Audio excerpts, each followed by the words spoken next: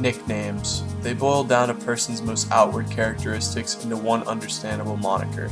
Most of these nicknames are endearing and cast strong images of the person's accomplishments. Dion, Primetime Sanders. Dominique, Human Highlight Reel Wilkins. Evander, The Real Deal Holyfield. Each one of these epithets were created by fans out of sheer amazement of their athletic abilities and the athletes' immense personalities. Now imagine a nickname created from a wildly different place. A place of fear, a place of anger, a place of envy. A nickname only fit for an athlete whose sheer dominance transcends the way the sport is judged. An athlete who immensely details how they're going to outclass you. That athlete is Michael Gerard Tyson, the baddest man on the planet. From March 6, 1985 to February 11, 1990, Mike Tyson compiled an unheard of 37-0 professional boxing record, all achieved by way of knockout. During that time, Iron Mike also was the undisputed, undefeated heavyweight champion of the world for a consecutive 1,177 days, became an Olympic gold medalist, made a reported $400 million, and established himself within the American zeitgeist of the 1980s.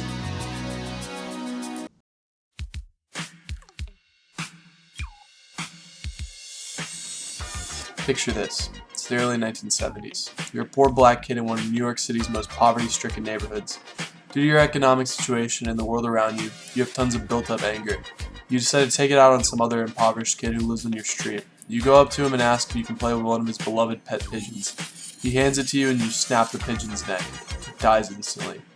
Next thing you know, the weird kid with the stutter is whooping your ass. He's crying and screaming as he throws punch after punch after punch after punch. What I just told you to picture was the turning point in Mike Tyson's young life. For a young Tyson whose fatherless family was constantly moving from one destitute part of New York City to another, pigeons were his first companions. See, one very important thing to know about Mike Tyson is his speech impediment. He's had it forever, and it's probably one of the first things that comes to mind when he's mentioned. Due to this, Tyson grew up without many friends. That's where the love of pigeons came from. They didn't discriminate. Tyson has said before that the whole pigeon story I described it before was a key moment that led him to begin pursuing a professional boxing career. When Mike was 12 years old, a local boxing coach named Bobby Stewart discovered him and began training Mike at his gym. Tyson was a natural, not only at the technical parts of the sport, but also due to his physical stature. At 12, Tyson was passing for a 20-year-old. After only a few months of training, Stewart brought Mike to the Catskills in upstate New York to be looked at by legendary boxing trainer Cus D'Amato.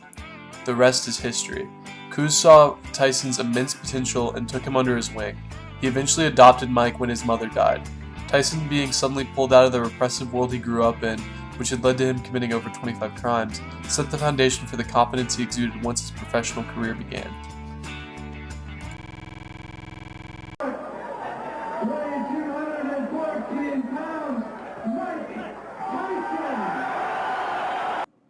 On March 6, 1985, Mike Tyson made his professional boxing debut by defeating Hector Mercedes. By the end of the year, he had won 14 more times, all by knockout. Tyson was quickly becoming one of the biggest up-and-comers in boxing history. While all this was going on, his mentor, Cus D'Amato, sadly passed away, again leaving a young Tyson without a support system. This time, while he was also facing the struggles of becoming a man and the impossible task of navigating fame. You know, so odd that you said it. My mentor, Cus D'Amato, his objective was to think of nothing. You're nothing, nothing's nothing but the objective, the job, and that was his psychological warfare. You know, nothing matters. You're nothing, nothing. The only thing that matters is the objective and getting through, accomplishing that objective by going through these methods of boxing.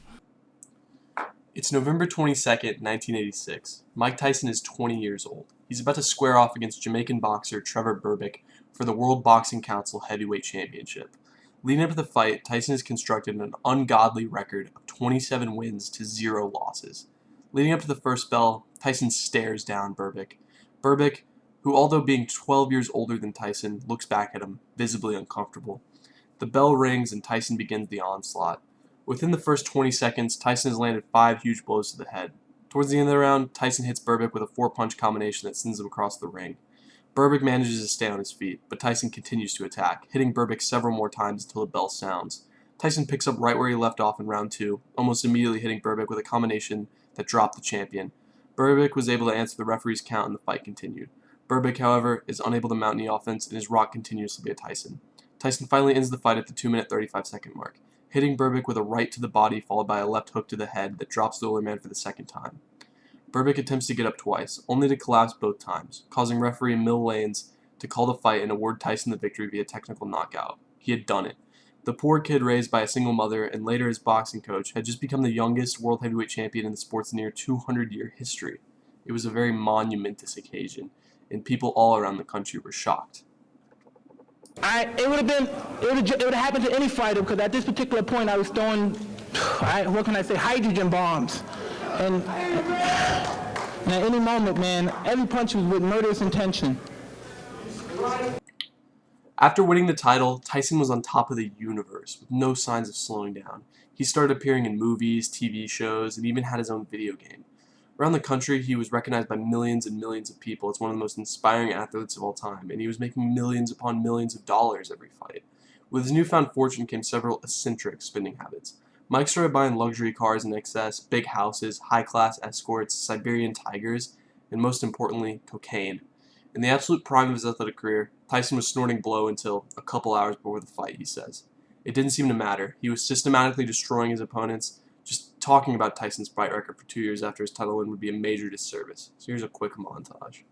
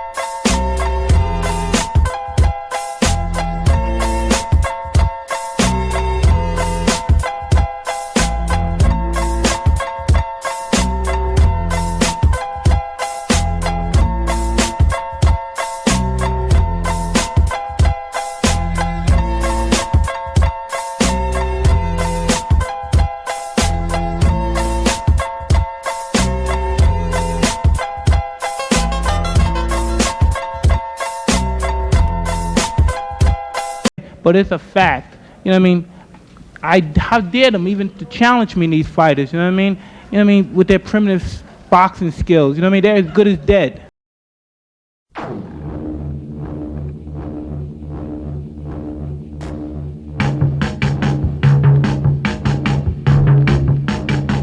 On June 27, 1988, Tyson faced off against Michael Spinks. Spinks was also a skilled, experienced, and accomplished fighter with a professional boxing record of 31 wins and 0 losses, 21 of those wins coming from knockout.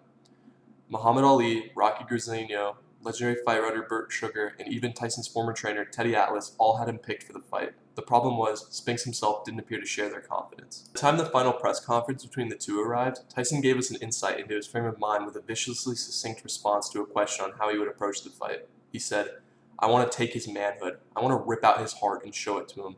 All Spinks could manage in reply was the decidedly less threatening, "A little terror in your life is good." Tyson's ring walk that night has become the stuff of legend. Stripped to the bare fighting essentials of boots, shorts, and gloves, and cocooned in a seething mass of cops, security, trainers, and miscellaneous hangers-on, he was marched emotionlessly the 22,000 in attendance and between the ropes in an almost apocalyptic scene. The music he picked to walk up to was described by Tyson as funeral music and is absolutely terrifying. Deep contrast was the music Spinks had chosen to walk out to. He had chosen a song by soft rock legend Kenny Loggins that was straight out of the movie Footloose. As Spinks was walking out to this soft rock hit, he looked terrified, like he didn't even want to be there. Spinks continued to look totally devoid of self-confidence as the introductions began, and he shuffled about his corner with the demeanor of a man hoping he would soon wake up and realize this was all just a terrible dream. While Tyson bounced around loosely and hyperactively like a kid on Christmas morning, Spinks appeared swaddled in a robe that he eventually shed with a reluctant acceptance that this was happening. After minutes upon minutes of introductions, the fight finally began. Tyson's carefree skip towards Spinks at the opening bell is an indication of how little he thought of the ex-light heavyweight champion as an offensive force. Indeed, Spinks took his first backward step in the 3rd second of the fight. By the 6th second, he was careening backwards off the ropes, and after 20 seconds of uninterrupted retreat, he clinched and held on for dear life. Tyson expressed his displeasure for such a move so early in the contest by ramming his left forearm and elbow up into the right side of Spinks' jaw. As the ref warned Tyson to knock it off, Spinks glanced over to his corner. The camera angle denies us the opportunity to see the expression on his face, but based on all that had happened in the previous 10 minutes, we could probably make an educated guess. When the action resumed, Spinks was in full survival mode and proceeded to merely circle to his right and generally away from the angry young man attempting to decapitate him. With exactly 1 minute gone, Tyson landed a sharp, shocking left-handed uppercut that buzzed Spinks and followed it up with a bludgeoning right to the kidney that caused him to take a knee. It was the first time anything other than the soles of Spinks' boots had touched the canvas in the professional boxing ring. Spinks was up at 3 and nodded coherently through the mandatory 8 count. Tyson later said that the shot that dropped Spinks the first time was not all that solid a hit. It is entirely possible that Spinks went down more on account of the promise of the blows that would fall if he stayed up than the actual hook that connected. A mere 3 seconds after telling the referee it was okay, Spinks waded forward and threw an uninspired punch towards Tyson. Tyson blocked it and then hit him with an uppercut. Spinks was down for the count. It was all over. No one in the crowd could really believe what they had just witnessed. Tyson had just knocked out his most formidable opponent in a mere 91 seconds, and it didn't even look competitive in any way. People had actually doubted Tyson before this, and they were all silenced immediately. This fight later became known as Tyson's magnum opus and the absolute height of his career. It was really the definition of him being the baddest man on the planet. After the Spinks fight, Tyson had a few more uninspired matches in the next 2 years, but the hype around him just couldn't be matched. While he was still the best fighter in the world, bar none, Tyson's personal and professional life began to unravel. His marriage was headed for divorce, 2 managers were fighting an immense legal battle over who had the right to promote him, he fired his longtime trainer, the effects of fame and fortune started to wear on him, and his struggles with drug addiction grew exponentially. While this personal turmoil was going on in Tyson's life, a bunch of businessmen in Japan decided to take advantage of the booming economy in their country and paid Tyson a very hefty sum to fight mediocre boxer Buster Douglas. This fight was seen as a slight veer in the road on the way to Tyson taking on the next big thing in boxing, an undefeated Evander Holyfield. HBO boxing analysts Larry Merchant and Jim Lampley expected to see another 90-second annihilation, which Tyson had been known for as of recent. Instead of discussing Douglas's chances against Tyson in the upcoming fight, Merchant and Lampley compared their pets. Tyson had a white pit bull, while Douglas had a beagle named Shakespeare. Merchant, after saying that the fight is over before it begins or soon thereafter, and describing Douglas as just another frozen tuna from the Tokyo fish market, opined that any prizefighter with a dog named Shakespeare can be all bad. In an interview given to HBO prior to the fight, Douglas told reporters that his favorite Shakespeare play was the romantic tragedy Romeo and Juliet. Lampley suggested that if Tyson were asked the same question, he would choose something more bloody and violent, such as Henry V or Macbeth. When the opening bell rung, Douglas immediately began to attack. He was not afraid of the baddest man on the planet. Tyson just kind of stood there, totally out of character for him. He looked like he didn't care. As the rounds went on, Tyson started waking up a bit, throwing the occasional uppercut or jab, but Douglas was firmly in control. In the 10th round, Tyson pushed forward to fight, but he was still seriously hurting from the acclamation of punishment given throughout the match. As Tyson walked forward, Douglas measured him up with a few jabs before landing a devastating uppercut that snapped Tyson's head upward, stopping him in his tracks. As Mike began to reel from the uppercut, Douglas immediately followed with 4 punches to the head, knocking Tyson down for the first time ever in his career. In a very famous scene, Tyson fumbled for his mouthpiece on the canvas before sticking one end in his mouth with the other end hanging out. The champion attempted to make it back to his feet to continue fighting, but the referee counted him out. It was all over. Tyson was mortal again for the first time since right before that bully ripped his pigeon's head off. Laying on the canvas defeated, Tyson was that same little boy. After the Douglas fight, the proverbial floodgates opened, and Tyson began to unravel mentally. He would give manic interviews, yell at paparazzi, disappear from the public eye for months at a time, and just generally act manic. Tyson was not having a good go at things. In July 1991, Tyson was arrested and charged with rape. Tyson maintains to this day that it was all a misunderstanding and he was acting under the assumption that he had received consent. In any case, however, Mike was sentenced to 6 years in federal prison and is required to register as a sex offender to this day. I would be remiss to not mention this. It's arguably what most people think of when they hear the name Mike Tyson. Following his release from prison, Tyson started a comeback tour. He fought a couple times and was extremely successful. In 1997, Tyson faced off against fellow boxing legend Evander "The Real Deal" Holyfield. The fight started off normal enough with both fighters exchanging blows, until the 3rd round. Tyson bit him. The match was temporarily stopped. Referee Mill Lanes deducted 2 points from Tyson and the fight resumed. However, after the match resumed, Tyson crunched again, resulting in his disqualification, and Holyfield won the match. One bite was severe enough to remove a piece of Holyfield's right ear, which was found on the ring floor after the fight. As a result of this, Tyson's boxing license was revoked, and he was unable to fight professionally. Mike eventually regained it in 1999 and resumed boxing before retiring unceremoniously in 2005. In an interview with USA Today, published on June 3, 2005, Tyson said, "My whole life has been a waste. I've been a failure." He continued, "I just want to escape. I'm really embarrassed with myself in my life. I want to be a missionary.